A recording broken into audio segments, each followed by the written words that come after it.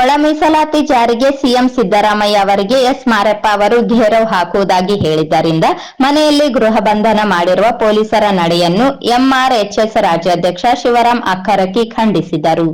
ನಗರದ ಪತ್ರಿಕಾ ಭವನದಲ್ಲಿ ಸುದ್ದಿಗೋಷ್ಠಿಯಲ್ಲಿ ಮಾತನಾಡಿ, ಒಳ ಮೀಸಲಾತಿಗಾಗಿ ಜಿಲ್ಲೆಯಲ್ಲಿ ಹೋರಾಟ ನಡೆಸಿ ಬಂದ್ ಮಾಡಲಾಗಿತ್ತು.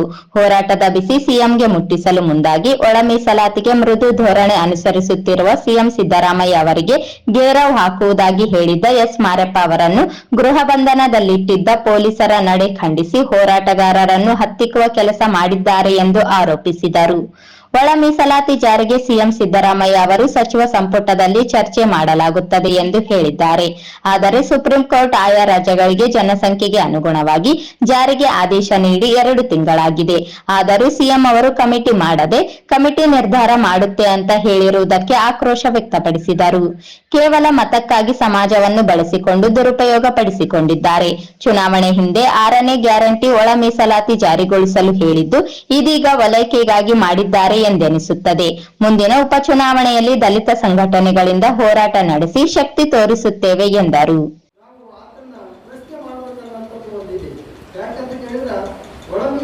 ವಿಶೇಷವಾಗಿ ಸಿದ್ದರಾಮಯ್ಯನವರು ಮೊದಲಿಂದಲೂ ಕೂಡ ನಾವು ಜಾರಿ ಮಾಡ್ತೀವಿ, ಅದಕ್ಕೆ ಬದ್ಧರಾಗಿದ್ದೀವಿ ಅಲ್ಲಿಲ್ಲ.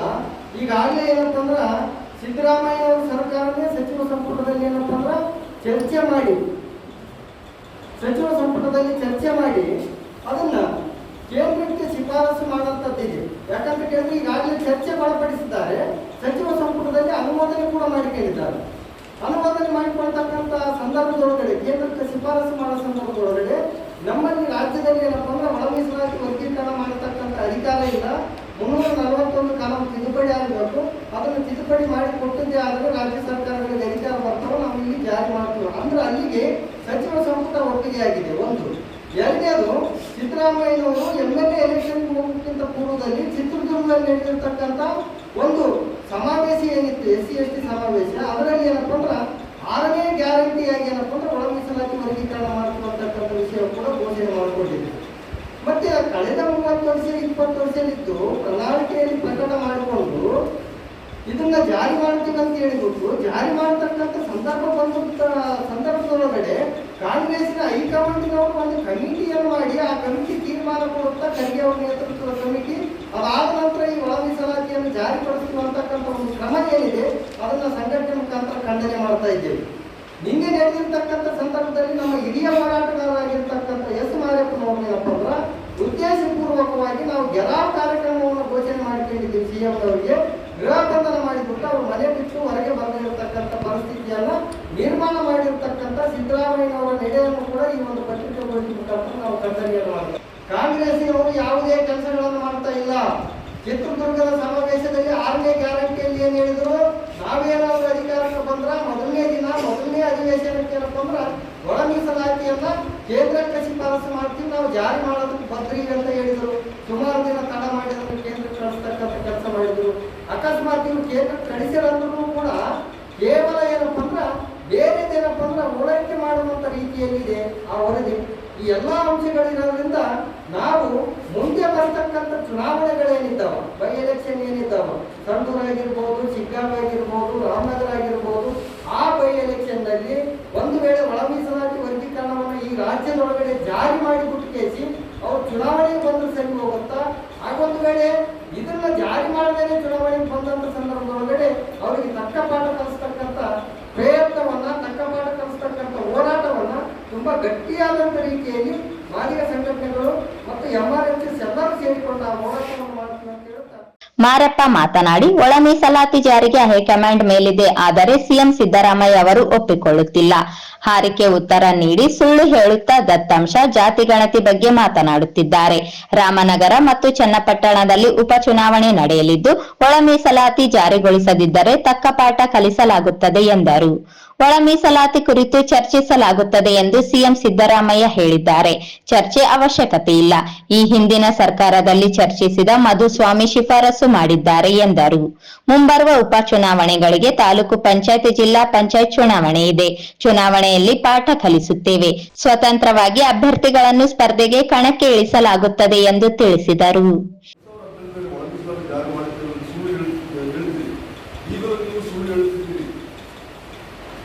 ಅಂತ ಅಂದರೆ ಯೋವು ನಾನು ಹೇಳಿಲ್ಲ, ಅಂದಿನ ಸರ್ಕಾರ ಹೇಳಿದೆ, ಅದಕ್ಕೆ ಉತ್ತರ ಕೊಡ್ತಾರೆ. ಹಾಗಾದರೆ ಆಗಲೂ ಈಗಲೂ ನೀವೇ ಮುಖ್ಯಮಂತ್ರಿಗಳಲ್ಲ, ಅಷ್ಟಾದ ತಕ್ಷಣ ಯಾವ ಉತ್ತರ ಕೊಡೋದ್ರೆ ಅಂತ ಕಾರ್ಡ್ನಲ್ಲಿ ಹೋಗ್ತೀನಿ. ಯಾವುದೇ ನಿಂತ್ಕೊಂಡು ಮಾತಾಡೋಕೆ ಆಗಿಲ್ಲ, ಮುಖದ ಮೇಲೆ ಹೊಡೆದಂಗಾಗಿದೆ. ಅವರು ಹೋಗಿದ್ದಾರೆ. ಆಮೇಲೆ 2023 ಇದನ್ನು ಮಾಡೇ ಮಾಡ್ತೀವಿ ಅಂತ ಬಂದವರು, ಇದನ್ನು ನಾವೇ ಮಾಡ್ತೀವಿ ಅಂತ ಬಂದವರು ನಿಜವಾಗ್ಲೂ ರಾಜ್ಯ ಸರ್ಕಾರ ಯಾವುದು ತೆಲಂಗಾಣ ಆಗಲಿ ಕರ್ನಾಟಕ ಆಗಲಿ ಇವೆರಡು ರಾಜ್ಯ ಸರ್ಕಾರಗಳು ತೀರ್ಮಾನಕ್ಕೆ ನಡೀತೀವಿ. ಇಮ್ಮಿಡಿಯೇಟ್ಲಿ ಏನಾಯಿತು ಗೊತ್ತಿಲ್ಲ, ತೆಲಂಗಾಣದ ಮತ್ತು ನಮ್ಮ ಕರ್ನಾಟಕ ರಾಜ್ಯ ಸರ್ಕಾರಗಳು ನಮ್ಮ ಅವರ ಹೈಕಮಾಂಡ್ಗೆ ಅದನ್ನು ಶಿಫ್ಟ್ ಮಾಡಿ ಏನು ಮಾಡಬೇಕು ನಾವು ಅಂತ. ಹೈಕಮಾಂಡ್ ಅವರು 13/9/2024 ಅದೇ ದಿನ ದೆಹಲಿಯಲ್ಲಿ ಒಂದು ಮೀಟಿಂಗ್ ಮಾಡಿದ್ರು. ಆ ಮೀಟಿಂಗ್ನಲ್ಲಿ ಅವರು ತೀರ್ಮಾನ ತಗೊಂಡು ಶ್ರೀ ನಮ್ಮ ಯಾರು ಮಲ್ಲಿಕಾರ್ಜುನ ಖರ್ಗೆ ಅವರು ರಾಷ್ಟ್ರೀಯ ಅಧ್ಯಕ್ಷರಾಗಿರ್ತಕ್ಕಂಥವರ ನೇತೃತ್ವದಲ್ಲಿ ಒಂದು ಸಮಿತಿಯನ್ನು ರಚನೆ ಮಾಡಿದ್ರು. ಏನಾರ ಆ ಸಮಿತಿ ಹೇಳ್ತದೆ, ಆ ಸಮಿತಿ ತನ್ನ ಅಭಿಪ್ರಾಯವನ್ನು ಹೇಳುವವರಿಗೆ, ತಮ್ಮ ಶಿಫಾರಸನ್ನು ಹೇಳುವವರಿಗೆ ಈ ರಾಜ್ಯಗಳು ಯಾವುದೇ ಕ್ರಮ ಕೈಗೊಳ್ಳಬೇಕಿಲ್ಲ. ಇಂಡೈರೆಕ್ಟ್ ಆಗಿ ಈ ರಾಜ್ಯ ಸರ್ಕಾರಗಳು ತಮ್ಮ ಕೈಯಿಂದ ಈ ಕೆಲಸ ಮಾಡೋದನ್ನು ತಪ್ಪಿಸಿಕೊಂಡು ಹೈಕಮಾಂಡ್ಗೆ ಶಿಫ್ಟ್ ಮಾಡಿದೆ. ಇದು ಎಲ್ಲ ಸ್ಪಷ್ಟವಾಗಿ ನಮಗೆ ಇಷ್ಟು ಹೇಳ್ಬೋದಲ್ಲ ನೀವು ಜನರಿಗೆ. ಇಲ್ಲ ನೀವು ನಮ್ಮ ಕೈಲಿಲ್ಲ, ನಮ್ಮ ಹೈಕಮಾಂಡ್ ಕೈಲಿದೆ, ನಾವು ಏನು ಮಾಡೋಕ್ಕಾಗಲ್ಲ, ಹೇಳೋಕ್ಕಾಗಲ್ಲ, ಅವ್ರ ಮುದುಗರ ಇದೆ, ಅವ್ರು ಹೇಳೋಕ್ಕಾಗಲ್ಲ. ಅಥವಾ ಅವರ ಬೆಂಬಲರಾಗಿರ್ತಕ್ಕಂಥ ಕಾಂಗ್ರೆಸ್ ಬಂದು ಹೇಳೋಕ್ಕಾಗಲ್ಲ. ನಾವು ಅರ್ಥ ಮಾಡ್ಕೋಬೇಕು. ಅವ್ರು ಅದ್ರ ಬದಲಿಗೆ ನಮ್ಗೆ ಏನು ಹೇಳ್ತಾರೆ ಅಂಥದ್ದು ಏನಿಲ್ಲ, ನಾವೇ ಮಾಡೋದು. ಮತ್ತೆ ಏನು ದತ್ತಾಂಶಗಳು, ಅಂಕಿಸಂಖ್ಯೆಗಳು, ಜಾತಿಗಣತಿಗಳು ಇವೆಲ್ಲವೂ ಕೂಡ ಸರಿ ಮಾಡ್ಕೊಂಡು ನಾವೇ ಮಾಡೋದು. ಅಂದರೆ ಒಂದು ನೀವು ಮಂದಿಗೆ ಎರಡು ರೀತಿಯಲ್ಲಿ ಸುಳ್ಳು ಹೇಳ್ತೀರಿ. ನೀವು ಮಾಡೋಕ್ಕಿರೋದು ಒಂದಾದ, ಮತ್ತೆ ಕರೆಗೆ ರಾಹುಲ್ ಗಾಂಧಿ ಮೇಲೆ ನೀವು ಯಾವುದೇ ಏನು ಮುಜುಗರ ಪಡ್ತಕ್ಕಂಥ ರೀತಿಯಲ್ಲಿ ಆಗಬಾರ್ದಾಗಿ ಅದನ್ನು ಮುಚ್ಚಿಟ್ಟು ಜನರಿಗೆ ನೀವು ದತ್ತಾಂಶಗಳ ಬಗ್ಗೆ, ಜಾತಿಗಣತಿ ಬಗ್ಗೆ ನೀವು ಮಾತಾಡ್ತಕ್ಕಂಥದ್ದು ಒಂದು ಬಂದಿದೆ. ಶಿಗ್ಗಾವಿ, ರಾಮನಗರ ಮತ್ತು ಚನ್ನಪಟ್ಟಣದಲ್ಲಿ ಅವ್ರಿಗೆ ಚೆನ್ನಾಗಿ ಗೊತ್ತಿದೆ. ವೈ ಎಲೆಕ್ಷನ್ಗಳಲ್ಲಿ ನಾವು ತುಂಬ ಚೆನ್ನಾಗಿ ವರ್ಕ್ ಮಾಡ್ತೀವಿ. ಮುಂದಕ್ಕೆ ಕೈಗೊಂಡವ್ರು ಬಾಯಿ ಬಿಡಿಸಿ ಶಿರಾ ಬೈ ಎಲೆಕ್ಷನ್ ಲಾಸ್ಟ್ ಟೈಮ್ನಲ್ಲಿ ನಾವು. ಆದರೆ ಈ ಸಲ ಸಿದ್ದರಾಮಯ್ಯನವರು ಇದೇ ರೀತಿ ಏನಾದರೂ ಮುಂದುಪಟ್ಟಿದ್ರೆ ಅವ್ರು ಏನು ಮಾತಾಡ್ತಾರೆ ತಗೊಂಡಿದ್ರೆ, ಯಾಕೆ ನಿಮಗೆ ಈ ರೀತಿ ಆಗಿದ್ದಾರೆ? ಡೆಮೊಕ್ರೆಟಿಕ್ ಮನುಷ್ಯ, ಸೋಷಲಿಸ್ಟ್ ಮನುಷ್ಯ, ಮತ್ತೆ ಏನದು ನಮ್ಮ ಯಾರು ಅವ್ರ ಶಿಷ್ಯ ಹೇಳ್ತಾರೆ ಇವನ್ನ ಇಷ್ಟು ಮಂಡಾಗಿ ಯಾಕಿದ್ದಾರೆ ಅಂತಂದ್ರೆ ನನಗನ್ಸದ ಇವರು ಅಧಿಕಾರಕ್ಕೆ ಬಂದಾಗದಿಂದ ಇವ್ರನ್ನ ಯಾರು ಪ್ರಶ್ನೆ ಮಾಡಿಲ್ಲ. ದಲಿತರಾಗಲಿ ಅಹಿಂದುಗಳಾಗಲಿ ಇವರು ಪ್ರಶ್ನೆ ಮಾಡಿಲ್ಲ. ನಮ್ಮ ಅಹಿಂದು ನಾಯಕ ಬಂದಿದ್ದಾರೆ ಅಂತ ಕಾರಣಕ್ಕಾಗಿ ಈ ದಲಿತರು, ಅವರು ಇನ್ನೊಬ್ಬರು ದಲಿತರು ಎಲ್ಲರೂ ಸೇರಿಕೊಂಡು ಅದಕ್ಕೆ ಸನ್ಮಾನ ಮಾಡದೆ ಎಲ್ಲ ಜನರಿಂದ ಆ ಸನ್ಮಾನ ಮಾಡಿಸ್ಕೊಂಡು ಆ ಮನುಷ್ಯ ಹೆಂಗಾಗ್ಬಿಟ್ರೆ ಅಂತಂದ್ರೆ ಕನಸನ್ನು ಕಾಣಿಸ್ಬೋದು. ಆ ರೀತಿ ಆಗ್ಬಿಟ್ಟದೆ. ಯಾರು ಏನ್ ಮಾಡ್ತಾರೆ ಈ ಸಂದರ್ಭದಲ್ಲಿ ಶ್ರೀನಿವಾಸ್ ಕಲವಲದೊಡ್ಡಿ, ಹೇಮರಾಜ್ ಅಸ್ಕಿಹಾಳ, ಶ್ರೀನಿವಾಸ್ ಕೊಪ್ಪರ ಸೇರಿ ಇತರರಿದ್ದರು.